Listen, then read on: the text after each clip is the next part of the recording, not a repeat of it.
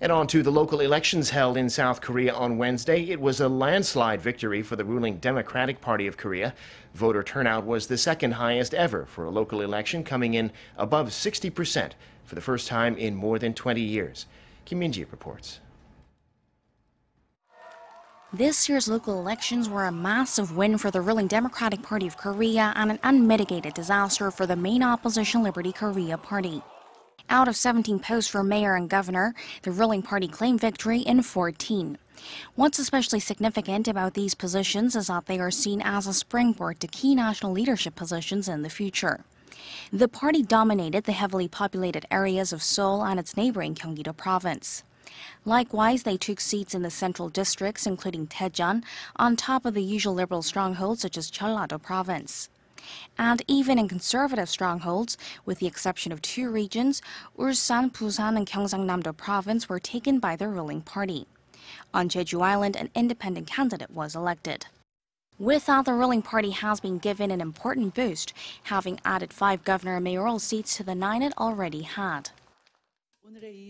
Our win is a victory for the people. We should repay voters who cast their ballots for us. We will do our best as the ruling party, take a more humble approach, and thoroughly deal with pending issues.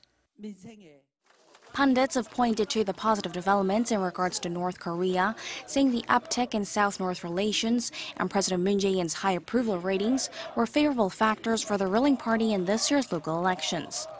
And the fact that the elections were largely overshadowed by the North Korea-US summit, fresh allegations regarding the candidates themselves, or even ongoing issues such as an online opinion rigging scandal or even the faltering economy were pushed out of the spotlight. At the other end of the spectrum, the main opposition party wasn't able to position itself as a strong alternative. It still hasn't been able to completely sever its ties to impeach former President Park Geun-hye, and it's been more or less critical of everything the government has been doing, with voters unable to regain much trust in the party.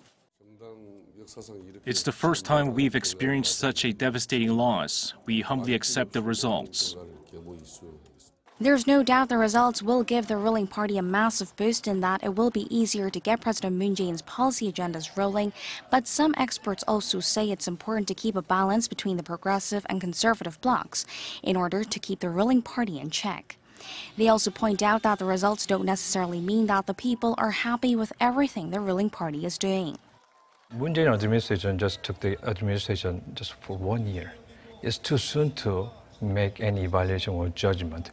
Even if they won, the election with big margin, ruling party might have to think about whether their victory is what they have done right, or people still have, even though despite many factors that worried people. The general consensus is that the ruling party will have to work extra hard before the next elections to compensate the voters that supported them, while at the same time the main opposition party needs to reflect on its current shortcomings and use the pain of the defeat as an opportunity to overhaul its still tainted image. Kim Min-ji, Arirang News.